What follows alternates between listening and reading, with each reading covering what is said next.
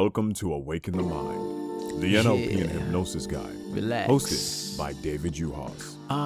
You're listening to Awaken the Mind, the NLP and Hypnosis Guide, a podcast that inspires the curious to the professional to discover meaningful content and pursue their passions. My name is David Uhas, and I'm a master NLP practitioner and hypnotist, best known for losing over 100 pounds and running 6 marathons in 2 years. And I'm sitting down with hypnotists, NLP practitioners, and coaches to talk about their process, the lessons they've learned, and how to make an impact in the lives of others. Our guest today is Lydia Bogert.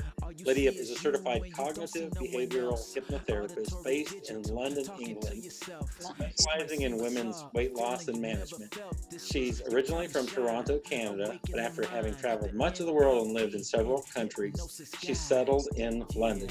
She has a successful and thriving face-to-face private practice, but also works internationally with virtual clients. She studied evidence-based hypnosis and cognitive behavioral therapy at the UK College of Hypnosis and Hypnotherapy, and now works daily to empower women to take control of their mental and physical health in a sustainable, permanent, and natural way. She's developing and is extremely passionate about her coveted women's weight management program called Her Healthy Mind and Body, which is a comprehensive and innovative program that radically shifts women's lives. She helps women foster a healthy relationship with themselves and food naturally by showing them exactly how to take control of their thoughts, feelings, and actions to radically shift their eating habits and exercise patterns without dieting, starvation, binging, self-loathing, fads, trends, supplements, or products. And welcome our guest today, Lydia Bogert. Hello, Lydia. David, hello. Hi, how are you? I'm doing well, thank you. Thank you for being here this evening. My pleasure. Thank you so much for having me. Can you share with us about your growing up? Absolutely. So something a lot of people don't know about me, David, is that I'm actually originally from the States. So when I say that I'm from Canada, I tend to say that nowadays, especially in the current political climate, it seems to be more diplomatic to say that I'm Canadian. But originally, I was born in Boston. My parents were professors. My father was teaching at Harvard at the time, so I was born in Cambridge. And I lived there for the first 9 years of my life. The very strong American identity. And had a great time as a child. And when I was 9, my father got a job at the University of Toronto. So we moved up to Canada. And I remember actually thinking to myself, the one thing that I cared about, and this might be poignant as we're coming up to Halloween, I remember as a 9-year-old thinking to myself, do they celebrate Halloween in Canada? Because if they don't, I'm not going. But so moved up to Canada. So I actually am a dual citizen, American and Canadian, and now I reside in the UK, so quite international. You talked a little bit about your mother growing up. Could you share some of her challenges that became strengths? Absolutely, David. Yeah. So I think, I wrote to you that my mother comes from quite a difficult, she had a difficult childhood. She had a difficult background. My mother was originally born in Kazakhstan. And so for those of you who have seen Borat, most people, when I say my mom's from Kazakhstan, they're like, oh, like where Borat's from, right? And you've seen Borat? Anyway. So my mom is a Jew, and her mother was from Poland. Before the Second World War, my grandmother left and went to the Soviet Union, which was a godless land at the time. And it was because she was there that she actually survived. Because when they went back to Poland after the war, they found out that everybody who'd stayed there in her entire family had been killed in a concentration camp, which was what happened to the Jews. And so my mother, though, was born in Kazakhstan just upon my grandmother's release from a gulag camp. for those of you who don't know, a gulag camp was a Soviet labor camp. And my grandmother, because she was Polish and she was in the Soviet Union at the time, was seen as a foreigner and was sort of categorized as a potential threat or enemy to the state. And so she was put in a gulag camp, my grandmother was, for 10 years. She miraculously survived. It was easier to survive a gulag camp than it was in the Holocaust, in a concentration camp. Sorry, I forgot. But so she did survive. And as a result, my mother was born, but she was born sort of with this knowledge of everything that had just happened. And growing up as a child in Kazakhstan, in the Soviet Union, she was brainwashed a little bit by Soviet propaganda, but was also very much so deprived, just like many Russians were who were growing up in the Soviet Union or who were living there at the time. There wasn't a lot. So really, for her, anything that was imported was unknown, was unheard of. She remembers the first time, for example, that she had a pineapple, and it was like, she always says it was like tasting a piece of heaven, because she'd never even seen or heard of a pineapple before. And my mother then, at the age of 9, went back with her mother to Poland, which is where my grandmother was originally from. And that's when they found out that everybody had been killed. They perished in the Holocaust. And they together had to start again. They had to reestablish again in Poland. And there were some Jews who did come back, and they were able to kind of join together, and they lived in Warsaw, and they reestablished a small Jewish community in Warsaw. And my mother went to school, and she became a translator. She learned English. And she was living and working there at the age of 18 when, under the Gomulka regime in 1968, there was a great wave of anti-Semitism.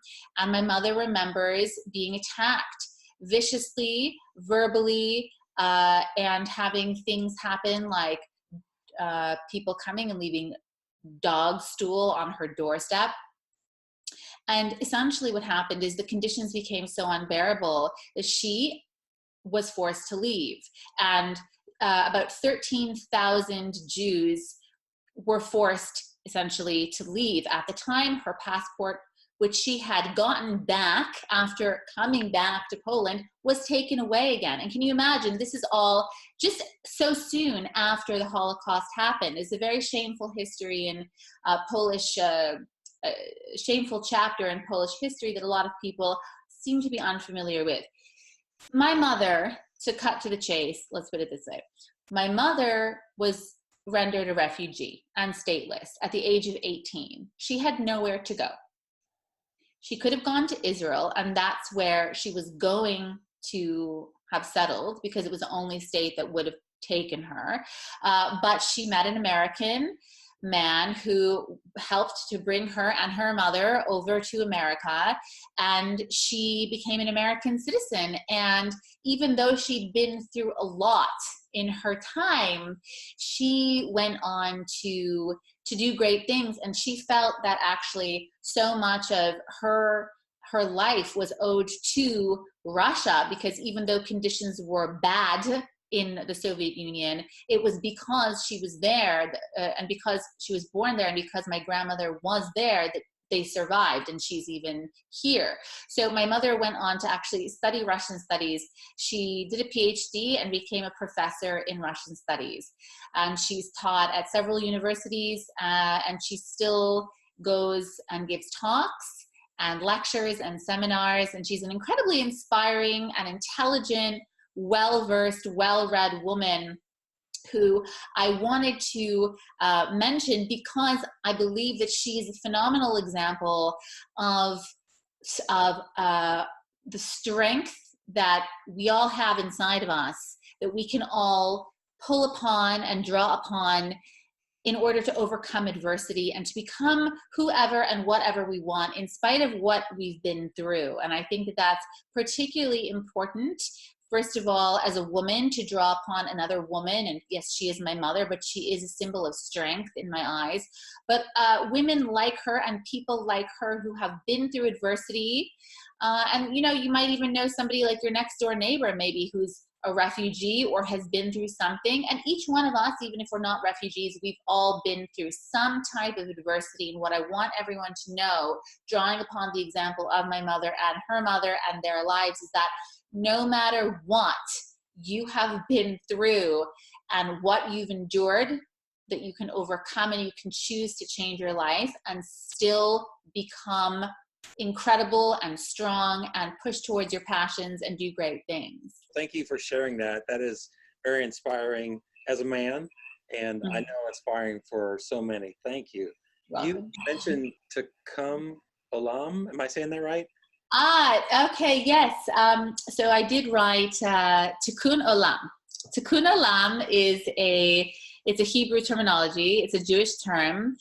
Tikkun Olam is very central in Judaism. Tikkun Olam is the concept of, it essentially translates as repairing the world. And I think, you know, everybody has their own interpretation of what Tikkun Olam means to them, whether you're Jewish or you're not Jewish, but this idea of making the world a little bit of a better place, you know? And I think that, look, David, there are a lot of pessimists in this world who think, screw it, the world's, you know, it's nothing that can be done at this point, right? One guy do, or one woman do.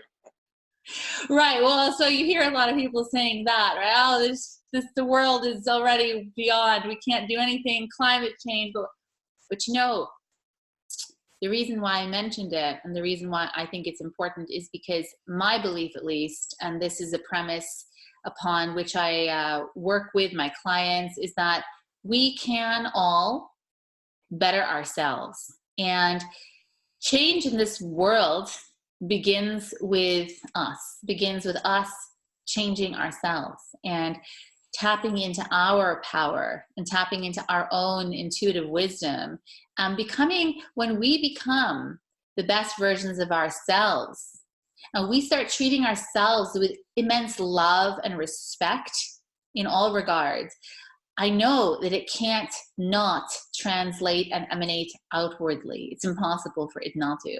And so the reason why I mentioned Tikkun Olam is because this is the kind of work that I do and how I help women, I believe, is just simply my version of repairing the world, making the world a little bit better, starting by making each woman and each person a little bit stronger, a little bit more resilient, speaking to herself in a kinder, more loving way, treating herself better mentally and physically.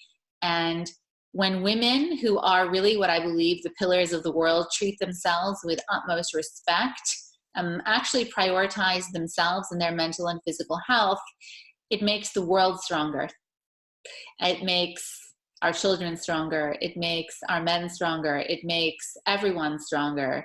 And I believe that it's absolutely essential that each one of us works on making ourselves a little bit better each and every day, knowing that it's not impossible. How many kids do you have? 3. 3. Oh my goodness.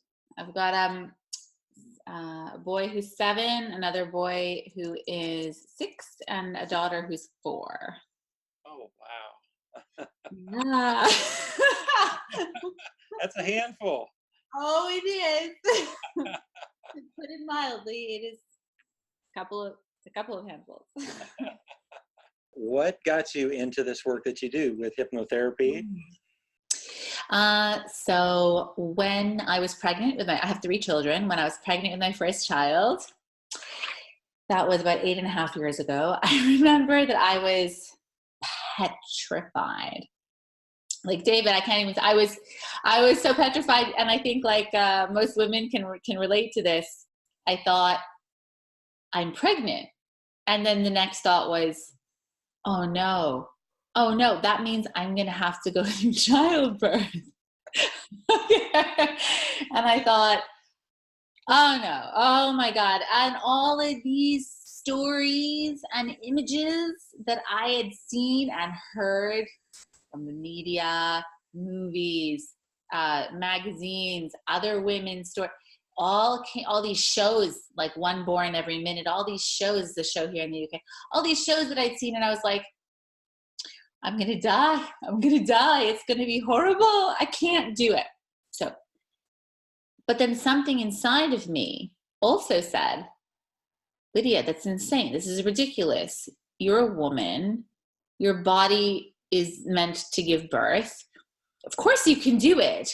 And women have been doing it forever. So there's got to be a way of tapping into that inner power, because there was a time before the epidural, right? There was a time before when women just gave birth, and it seemed like when you look historically, it looks like there wasn't such all these negative stories historically, that it's more of a recent phenomenon. So that was when I started to research sort of alternative options and other ways of preparing oneself for childbirth. And I stumbled upon something called hypnobirthing. So hypnobirthing, for those of you who don't know, is a way of preparing women for childbirth using hypnosis. And I thought this looked really interesting, and I thought, well, look, the worst case scenario is it's not going to work for me, okay? But I've got nothing to lose by trying it.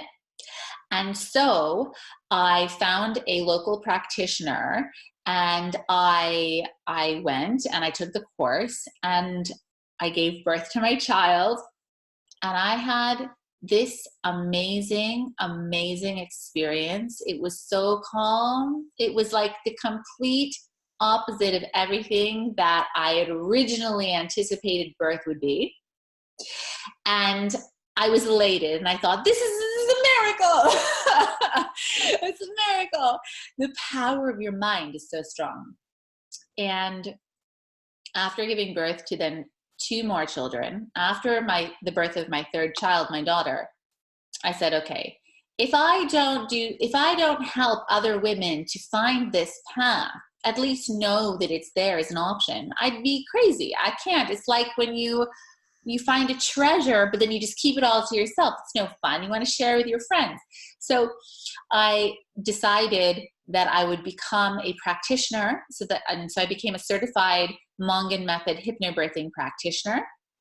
And I started a business, and I started to prepare women. And I still do this as well, by the way. It's one of the things that I do, although it's not my main focus now, but it is still something, and I do still get quite a few requests. So I teach an antenatal class, prepares women for childbirth using hypnosis. And it's not just hypnosis, it's many other things as well, but hypnosis is the crux of it. So that's how I started out.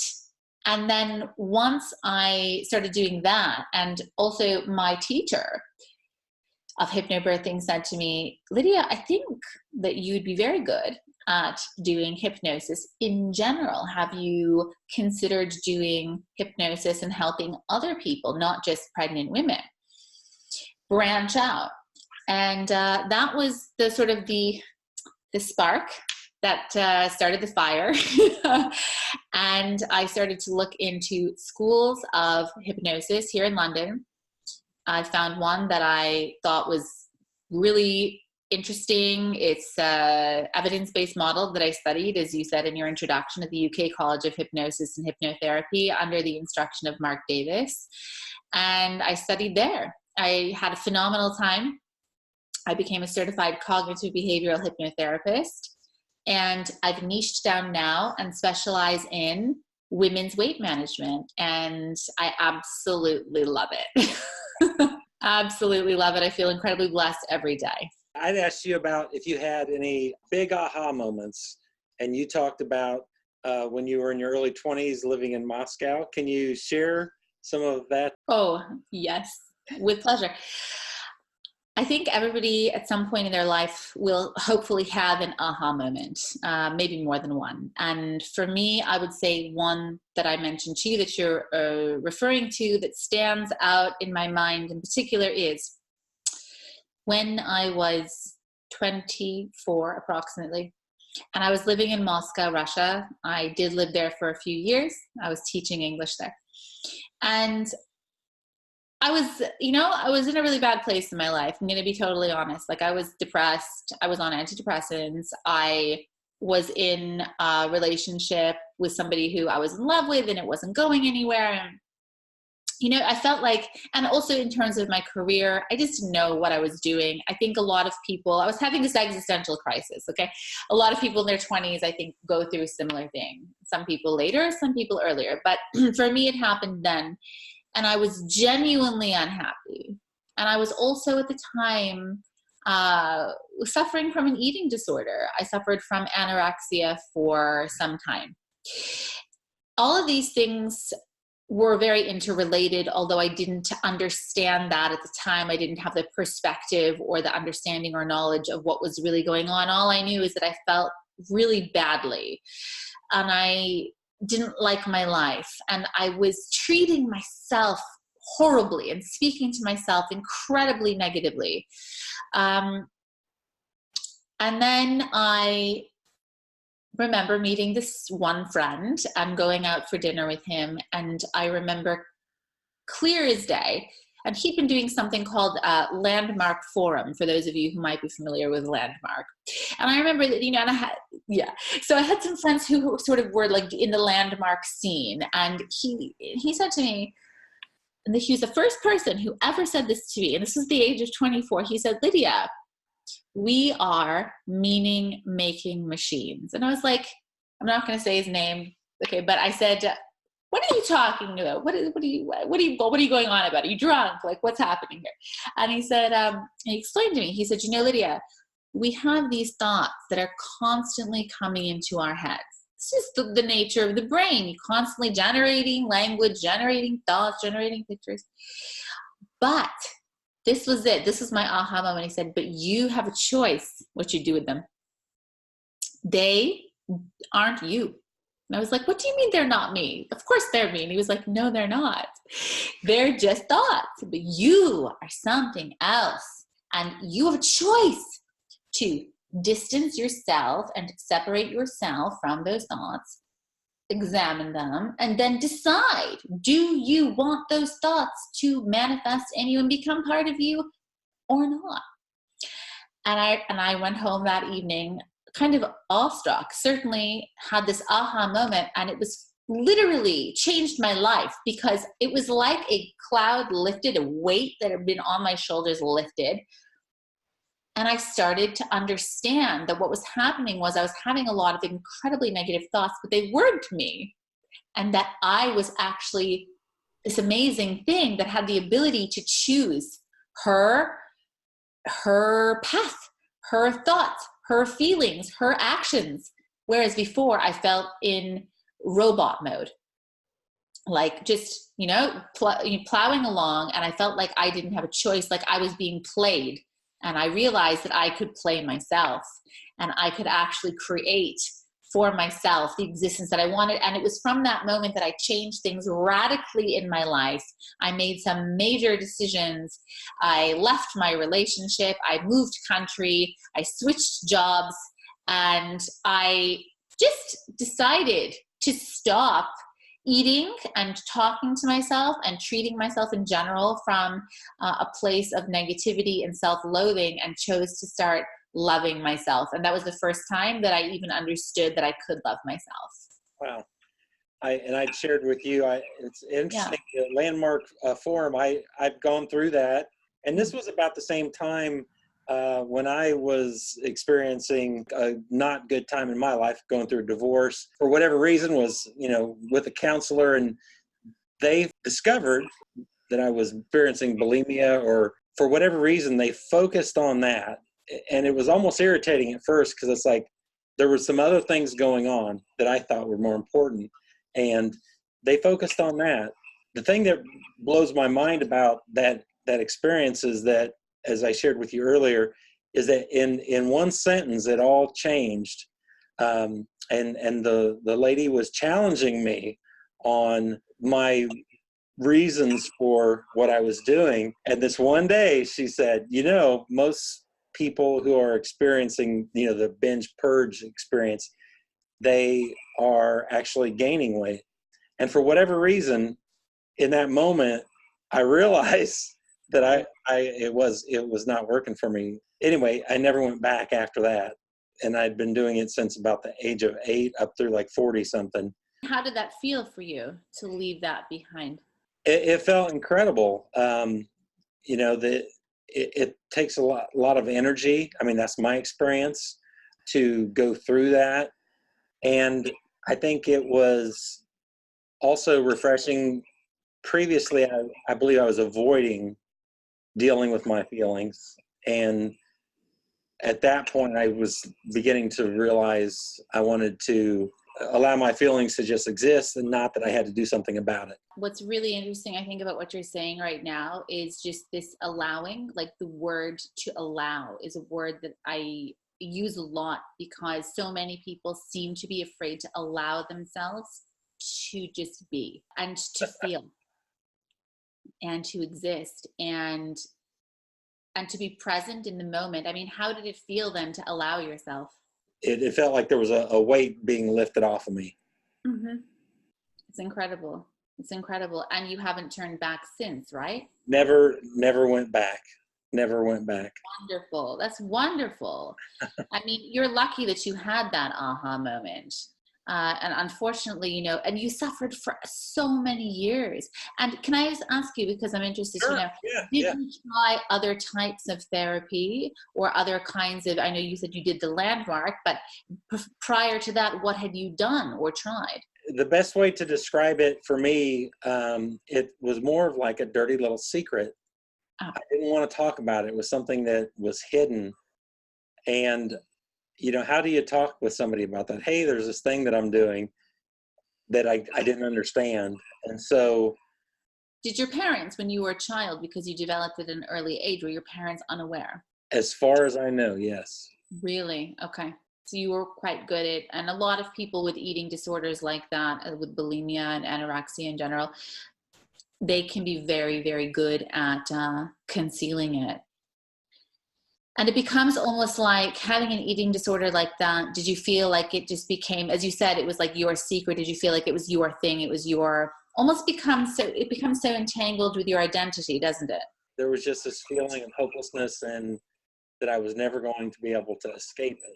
I remember just this, as the behavior would begin to happen, and there were certain patterns I began to recognize that there were triggers that would lead me then to that behavior. Yeah, absolutely. No, there always are. And so what's interesting about what you're saying, you know, is that a couple of things, that a lot of people who come to me, you know, they come from a background of eating disorders, whether it's bulimia, anorexia, orthorexia, whatever it is, just dieting, different yo-yo dieting, and just in general disordered eating.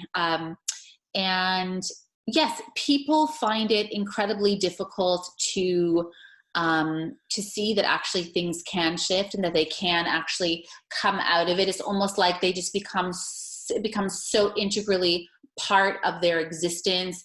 And a lot of people want to hold on to it because they're afraid the moment they let go of it, it's like a control thing almost.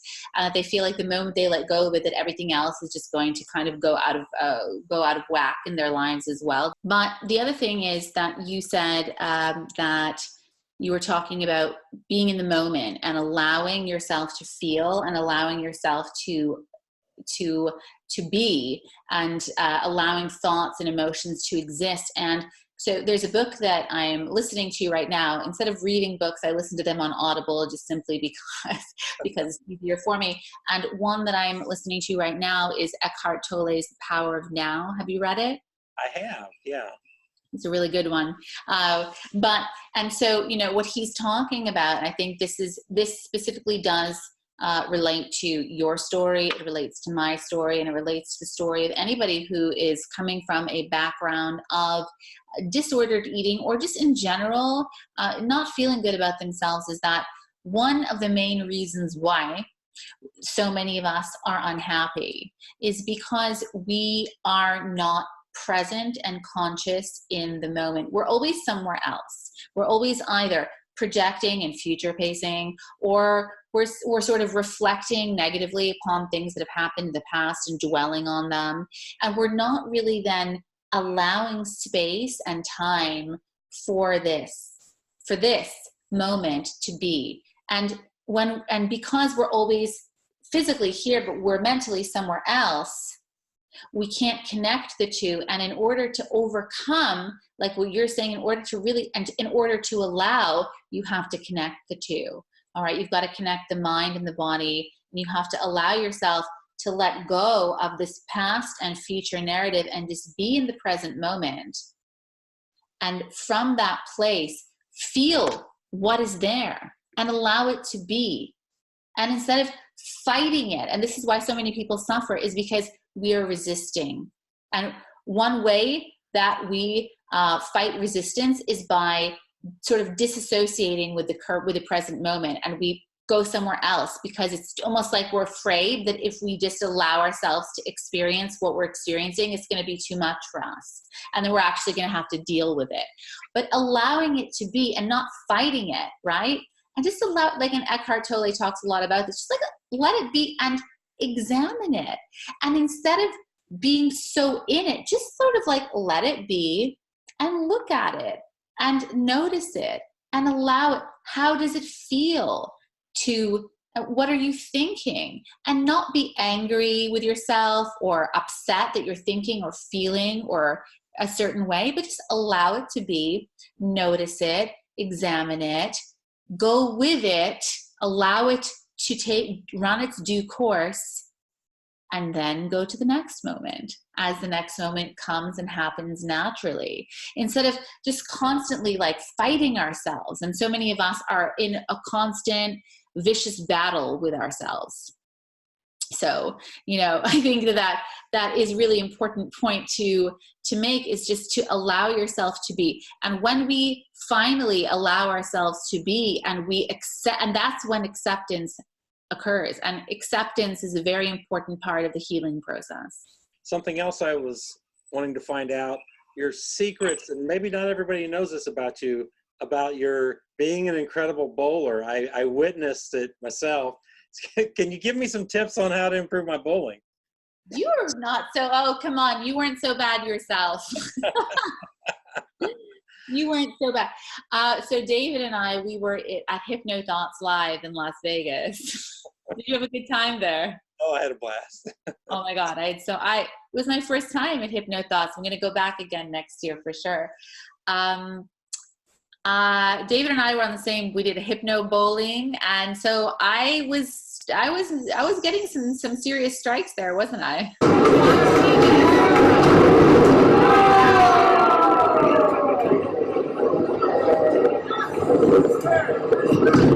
Holy shit, she's gonna get a strike.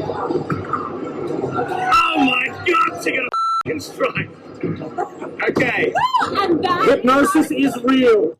Yeah, you were channeling the strikes for sure. You called the strike, you went up, and boom, you did it. I did. I'll tell you I don't know if I should give away all my secrets here, but on Awaken the Mind. But I'll tell you one thing. I had a few glasses of wine. That's my secret number one. Okay. Relaxing is good. Okay. Relax. Okay. But really with anything, right, is that you focus on, and Tony Robbins talks about this. I do like him quite a bit. I know he's a controversial character, but I do like a lot of what he does.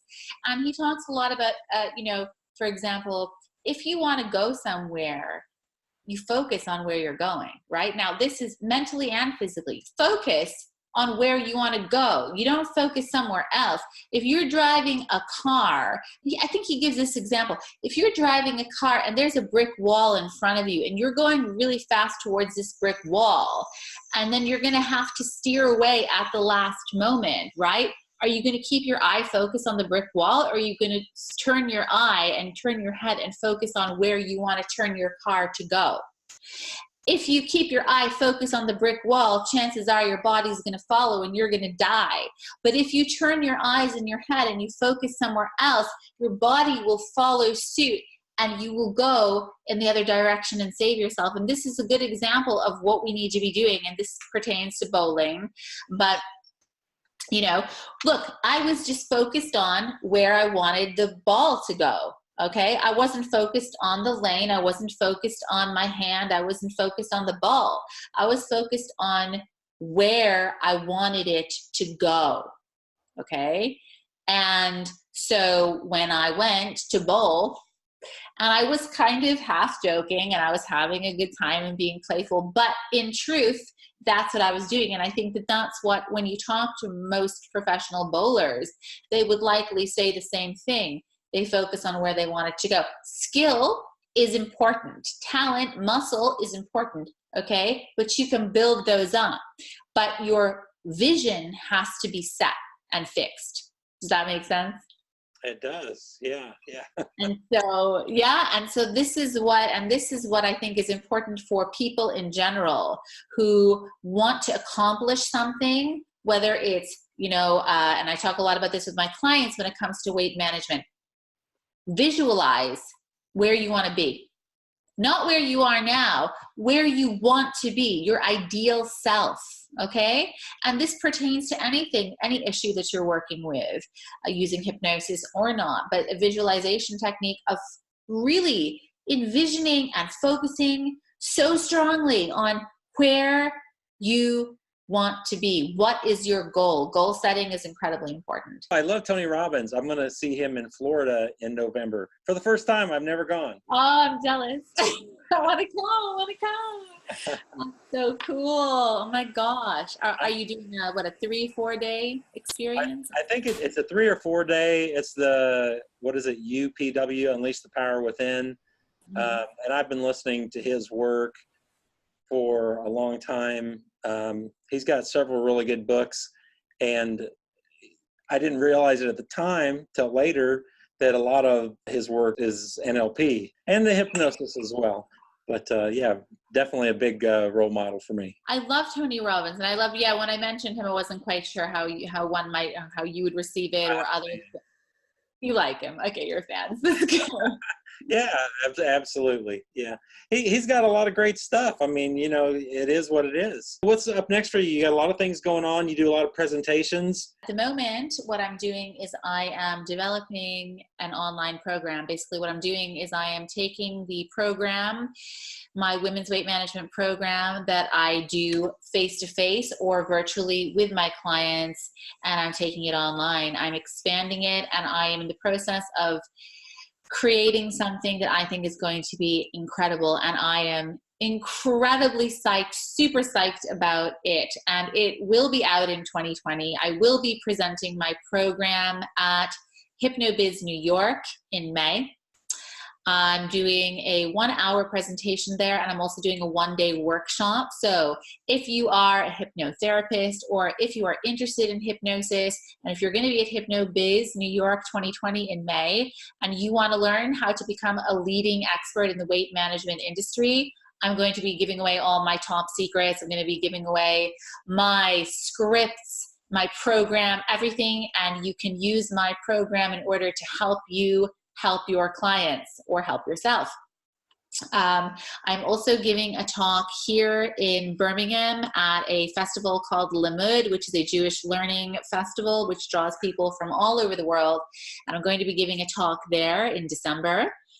In addition to that, I'm giving a talk at the Women's Hypnosis Summit in Los Angeles in July. I believe it's in July. I don't know the exact dates, but I'm going to be there, and I'm really excited about that. And there will be more to come. I'm putting in a proposal for the Hypnobiz Amsterdam convention, which is happening in September 2020. So I just, I've got a lot on my plate. I'm really excited about what I do. But when you do something you love, it doesn't feel like work. And your enthusiasm is very contagious. Obviously, you're passionate about what you do. I am, but you're also you're going to be at you're giving a talk at Hypnobiz, right? Yes. I'm doing a podcasting 101, everything from scratch to broadcast. I'll come to yours for sure. Please do. Yes, I will visit yours. Oh, wonderful! I'm so excited. We're doing epic stuff. I asked you about your bucket list, and of course, bucket list sounds constraining, and you have an open bucket. And you were talking about traveling. Is it the Siberian Express? Did I say that right? or the Trans-Siberian Railway from Moscow to Vladivostok. Did I say? Vladivostok, yes, Vladivostok. So I love traveling. I travel avidly. I travel as much as I can, as much as life allows me. One thing, yes, so the idea of a bucket list, right? The idea of setting goals for oneself and not putting limitations, right? Always having something to look forward to strive towards. Of course, being happy with yourself in your current condition in the present moment, but also having things to strive towards and look forward to, I think is important. So, so the Trans-Siberian Railway, have you been to Russia? No, I have not. Oh, I would recommend you go. I know you'd love it.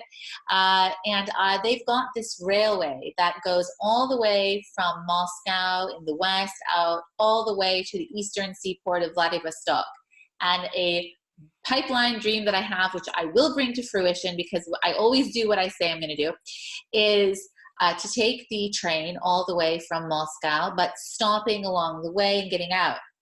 And it's about I think it's a 10 or 12, maybe even more day journey because it is the world's largest geographical country. It's massive.